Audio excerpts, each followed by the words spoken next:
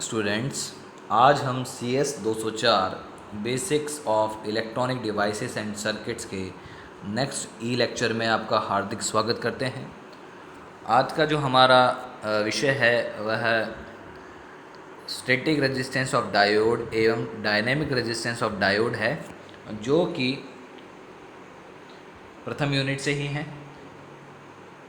और पहली यूनिट का नाम आप ये है सेमीकंडक्टर एंड पीएन जंक्शन। तो आज हम बात करेंगे रेजिस्टेंस ऑफ डायोड के बारे में। तो दो प्रकार के रेजिस्टेंस होते हैं, स्टैटिक रेजिस्टेंस एवं डायनामिक रेजिस्टेंस। सबसे पहले बात करते हैं स्टैटिक की कि स्टैटिक रेजिस्टेंस क्या होता है। देखिए, the resistance offered by the PN junction diode under forward bias condition is denoted as RF, या उसे हम क्या कहेंगे, स्टैटिक रेजिस्टेंस कहेंगे। तो हमने यहाँ पे क्या नाम दिया है उसको, आरएफ, यानी अंडर फॉरवर्ड बायस कंडीशन।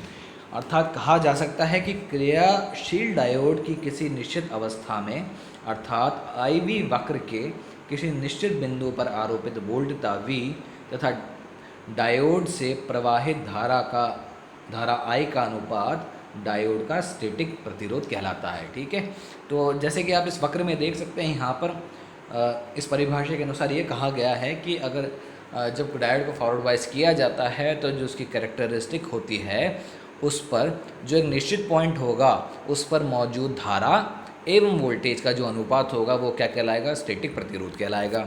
या यूँ कहा जा सकता है कि डीसी वोल्टेज एवं डीसी करंट का अनुपात ही आपका स्टैटिक रेजिस्टेंस कहलाता है। ठीक है, तो अब इस वक्र में देखिए, यहाँ पे 2 पॉइंट दिए गए हैं P और Q।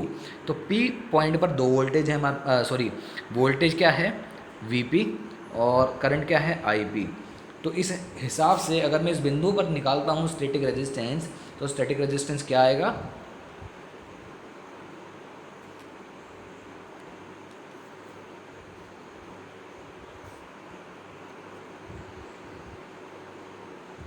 R बराबर DC वोल्टेज एट P और उसी प्रकार से DC करंट एट P, और उसका मान क्या आना चाहिए, यहाँ देख लेते हैं। देखिए, RF बराबर VP अपॉन IB। ठीक है, तो ये क्या हो जाएगा, हमारा स्टैटिक प्रतिरोध हो जाएगा। तो स्टैटिक प्रतिरोध क्या आता है, केवल एक निश्चित वोल्टेज या निश्चित पॉइंट पर मौजूद वोल्टेज एवं करंट का अनुपात कहलाता है स्टैटिक, यानी जिसका मान स्थिर हो उसे हम क्या कहेंगे, स्टैटिक प्रतिरोध कहेंगे। और इसका मान हमेशा सदैव DC वैल्यूज़ पे ही निकाला जाता है। नेक्स्ट हम बात करेंगे डायनेमिक रेजिस्टेंस की, ये महत्वपूर्ण है। तो dynamic resistance is the resistance offered bye PN junction diode when AC voltage is applied, यानी कि वह रेजिस्टेंस, डायनेमिक रेजिस्टेंस को गतिक प्रतिरोध कहते हैं।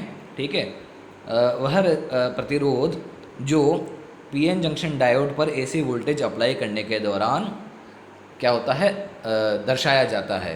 तो यहाँ पर इसकी हिंदी परिभाषा क्या है,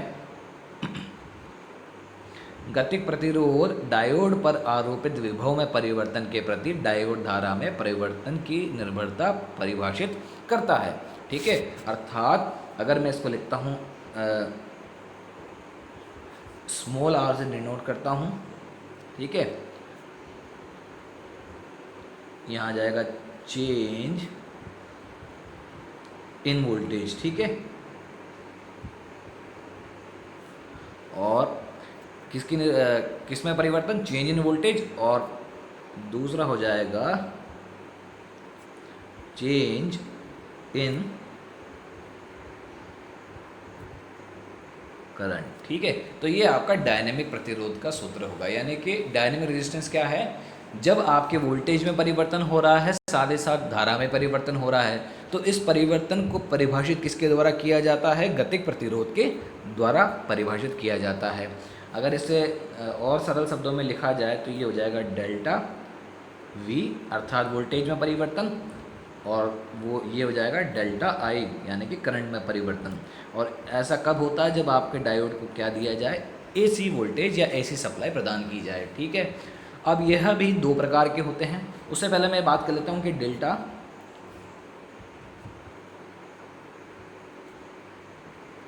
जैसा डेल्टा वी निकालें, कैसे निकालेंगे। जैसे आप देखिए, ये आपको एक चित्र दिया हुआ है जिसमें डायोड की कैरेक्टरिस्टिक को दर्शाया गया है। तो यहाँ पर मैं 2 पॉइंट दर्शाए गए, एक तो Q पॉइंट और P पॉइंट। अब P से Q की दूरी में क्या वोल्टेज आ रहा है, इसने डेल्टा वी पी यहाँ नाम दिया है, तो मैं इसको डेल्टा वी पी यानी कि वोल्टेज में परिवर्तन हो गया। उसी प्रकार से करंट में भी P से Q पॉइंट जाने पर डेल्टा आई क्यू परिवर्तन हो गया। तो इस P से Q पॉइंट के मध्य जो रेजिस्टेंस निकलेगा वो क्या निकला, delta V P upon delta I P. तो इस प्रकार से डायनेमिक रेजिस्टेंस निकाला जाता है। डायनेमिक मतलब अर्थात गतिक, यानी कि जिसमें परिवर्तन के अनुसार जिसको निकाला जाता है। ठीक है, तो ये हो गया हमारा डायनेमिक रेजिस्टेंस की परिभाषा। अब यह दो प्रकार के होते हैं। देखिए, डायनेमिक प्रतिरोध भी दो प्रकार के होते हैं, एक होता है डायनेमिक फॉरवर्ड रेजिस्टेंस और एक होता है डायनेमिक रिवर्स रेजिस्टेंस। अगर इन्हें हिंदी में क्या कहते हैं, गतिक अग्रदिशिक प्रतिरोध या अग्रदिशिक गतिक प्रतिरोध। ठीक है, उसी प्रकार से पश्चदिशिक गतिक प्रतिरोध। तो जैसा कि इनके नाम से ज्ञात हो रहा है, यह आपको किस केस में प्राप्त होगा, फॉरवर्ड बायस, यानी कि डायोड जब फॉरवर्ड बायस रहेगा उस समय आपको डायनेमिक फॉरवर्ड रेजिस्टेंस प्राप्त होगा। और उसी प्रकार से यह किस में प्राप्त होगा, रिवर्स बायस में प्राप्त होगा। ठीक है, तो इसका क्या होगा, इसकी डेफिनेशन क्या होगी कि वह रेजिस्टेंस जो हमें फॉरवर्ड बायस में प्राप्त होता है, यानी कि जब वोल्टेज फॉरवर्ड बायस में वोल्टेज एवं करंट में कोई परिवर्तन हो रहा है, तो इन दोनों के अनुपात को हम किससे दर्शाएंगे, डायनेमिक फॉरवर्ड रेजिस्टेंस। मैं यहाँ लिख देता हूँ आर एफ, एफ का अर्थ है फॉरवर्ड। ठीक है, और यहाँ आ जाएगा change in voltage in forward bias. ठीक है, उसी प्रकार से करंट के लिए बात करें तो आ जाएगा change in current in forward bias. ठीक है, तो ये आपका कहलाएगा आर एफ। कोई खास अंतर नहीं है, केवल किस केस की बात है, फॉरवर्ड बायस और रिवर्स बायस। अगर आप इसको देखेंगे तो केवल ये इतना सा आएगा, डेल्टा वी अपॉन डेल्टा आई। बस जो मुख्य अंतर क्या है, इनके मान में है। फॉरवर्ड बायस जब डायोड को करते हैं तो वह धारा को बहुत अच्छी तरह से प्रवाहित करता है, अर्थात उसके अंदर जो प्रतिरोध होगा उसका मान कम होगा। तो इस प्रतिरोध का जो मान होता है वो 10 ओम से लेकर 100 ओम तक हो सकता है। ठीक है, यानी कि इसका मान कम रहता है, क्योंकि डायोड फॉरवर्ड बायस में ऑन रहता है, अर्थात उसके द्वारा प्रतिरोध कम होता है।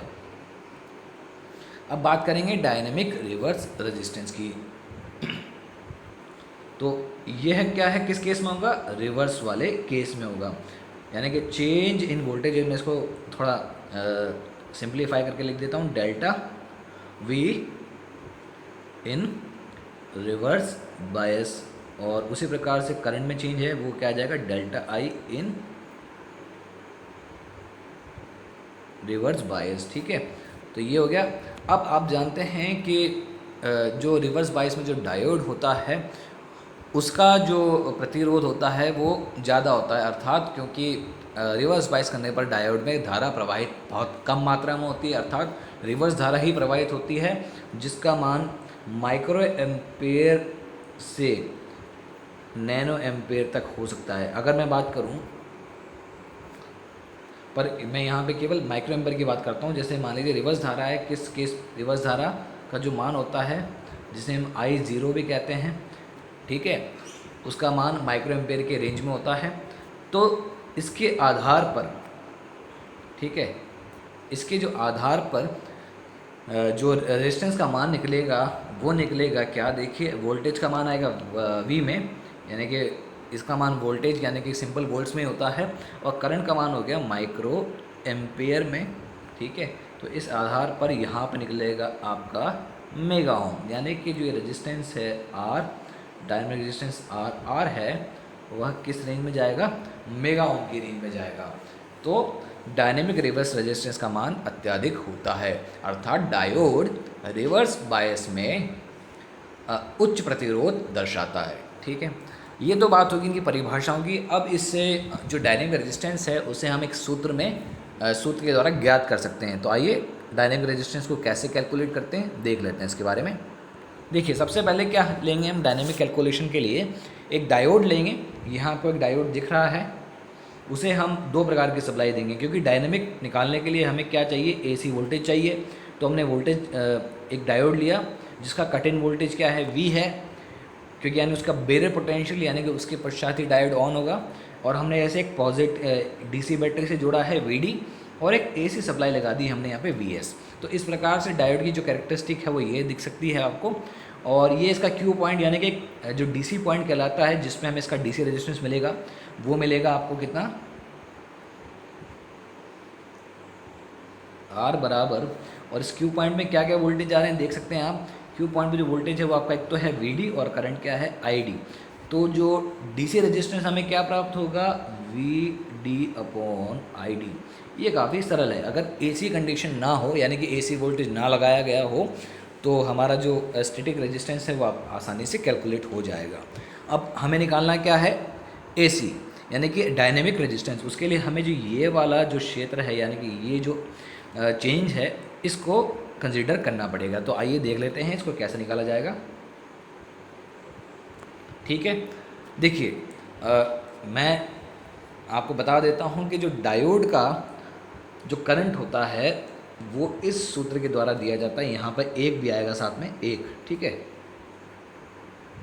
एक, यानी कि जो डायोड का करंट क्या है इस प्रकार से दिया जाता है। वो कैसे निकला, इस वेवफॉर्म के आधार पर ही इसका मान निकलता है। ये जो वेवफॉर्म है इसके आधार पर इसका मान निकलता है, और वो क्या आता है, I बराबर I0 और कोष्टक में exponential V upon eta VT -1। तो यहाँ पर I0 क्या है, उच्च संतृप्त धारा यानी कि रिवर्स सैचुरेशन करंट, उत्क्रमित संतृप्त धारा। ये किसी भी डायोड का सबसे अधिक रिवर्स करंट होता है जिसे I0 से डिनोट किया जाता है। यहाँ पर V क्या है, अप्लाइड वोल्टेज है। ये जो V है ऊपर वाला ये अप्लाइड वोल्टेज है, और ये VT थर्मल वोल्टेज है, और नीटा क्या है, मटेरियल पर निर्भर एक फैक्टर है जिसका मान सिलिकॉन के लिए कितना होगा, नीटा का मान सिलिकॉन के लिए होगा 2, और जर्मेनियम के लिए इसका मान होगा 1। तो ये डिपेंड करता है मटेरियल पे। तो नीटा का मान 1 होगा अगर जर्मेनियम से बना डायोड है, और 2 होगा अगर सिलिकॉन से बना डायोड है। तो इस प्रकार से नीटा का मान रखा जाता है। अब इस एक्सप्रेशन में देख सकते हैं कि जो एक्सपोनेंशियल ये वाली टर्म है यह 1 के सापेक्ष काफ़ी ज़्यादा अधिक है। ठीक है, यानी कि अगर हम इसको सिंप्लीफाई करके लिखें तो ये किसके बराबर हो सकती है, I0 एक्सपोनेंशियल की घात V बटे नीटा VT। ठीक है, तो अब देखिए V क्या है, अप्लाइड वोल्टेज है। अप्लाइड वोल्टेज अर्थात ये जो दोनों को मिला के जो समावेश है वो अप्लाइड वोल्टेज किस क्या मिल रहा है, V मिल रहा है डायोड को। अगर मान लीजिए AC सिग्नल अभी मौजूद नहीं हो तो VS का मान क्या हो जाएगा, 0। ठीक है, यानी कि in absence of AC signal, यानी कि जब AC सिग्नल नहीं लगाया गया हो तो जो VS है उसका मान क्या हो जाएगा, 0। तो उस समय इस एक्सप्रेशन में अगर V का मान क्या आ जाएगा,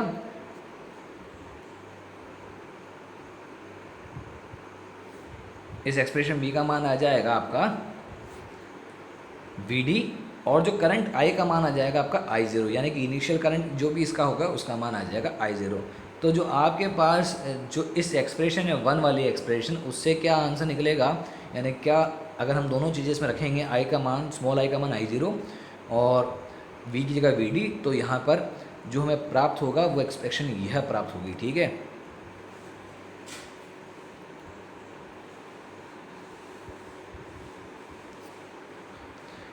यानी कि I का मान I0 नहीं ID, क्योंकि आप जानते हैं कि DC पर वोल्टेज क्या मिल रहा है, VD, और करंट क्या मिल रहा है आपको, ID मिल रहा है। तो I की जगह क्या आ जाएगा, ID, और V की जगह क्या आ जाएगा, VD। तो एक्सप्रेशन 1 से हमारे को कौन सी एक्सप्रेशन प्राप्त हुई, वो प्राप्त हुई ये वाली, ID बराबर I0 कोष्टक में एक्सपोनेंशियल की घात VD अपॉन नीटा VT।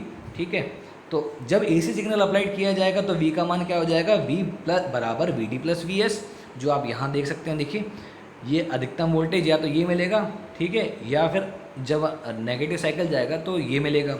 तो अभी हम केवल पॉजिटिव साइकिल की बात कर रहे हैं, यानी कि हम फॉरवर्ड रेजिस्टेंस निकालना चाह रहे हैं। तो हमें जो वी एस का मान मिले वी का मान मिलेगा वो कितना मिल जाएगा, V D plus V S मिलेगा। इसमें दोनों चीज़ें आ जाएगी, मैक्सिमम और मिनिमम मान दोनों आ जाएंगे। ये आपका क्या है, AC सिग्नल है, ठीक है। तो जो टोटल वोल्टेज क्या हो जाएगा, DC voltage plus AC voltage, और उसी प्रकार से करंट भी क्या हो जाएगा, DC current plus AC current. तो इन दोनों चीज़ों को हम कहाँ रखेंगे, एक्सप्रेशन में रखेंगे। कौन सी एक्सप्रेशन, एक्सप्रेशन नंबर 1 में रखेंगे। तो एक्सप्रेशन 1 में रखने पर क्या आ जाएगा आपके पास, I बराबर I0 एक्सपोनेंशियल की घात V अपॉन नीटा VT। जब इसको हम इस V में VD का मान V में ये वाला मान रखेंगे, कौन सा, ये वाला मान रखेंगे, तो हमें क्या मिलेगा, ये वाली एक्सप्रेशन मिलेगी। सॉरी, ठीक है। तो हमें क्या मिलेगी, जो एक्सप्रेशन प्राप्त होगी वो प्राप्त होगी I0 exponential VD plus VS upon eta VT, ठीक है। अब इस एक्सप्रेशन को हल करते हुए इसको हम एक्सपेंड करेंगे, तो उससे एक्सपेंड करने से हमें क्या प्राप्त होगा, I बराबर I0 एक्सपोनेंशियल की घात VD नीटा VT गुणा में एक्सपोनेंशियल की घात VS नीटा VT। यानी कि हमने क्या करा, केवल इसको एक्सपेंड करके हमने ये वाली एक्सप्रेशन निकाल दी, ठीक है। अब जैसा कि हम जानते हैं, जो ये वाली टर्म है वो किसके इक्वल है, आप देखिए आपने इसको यहाँ निकाला था। तो ID बराबर क्या है, I0 एक्सपोनेंशियल की घात VD नीटा VT। तो हम इस टर्म को किससे रिप्लेस कर देंगे, ID से रिप्लेस कर देंगे। तो हमारे पास क्या प्राप्त होगा, I बराबर ID डॉट एक्सपोनेंशियल की घात VS नीटा VT, ठीक है। अब आगे चलते हैं। अब देखिए इक्वेशन 3 के अनुसार हमें पता है, इक्वेशन 3 हमें प्राप्त हो चुकी है। तो इक्वेशन 3 जो आई है हमारे पास ये है। अब इक्वेशन 3 में I की जगह हम क्या रख दें, I बराबर ID प्लस IS, यानी कि इस I की जगह हम क्या रख दें,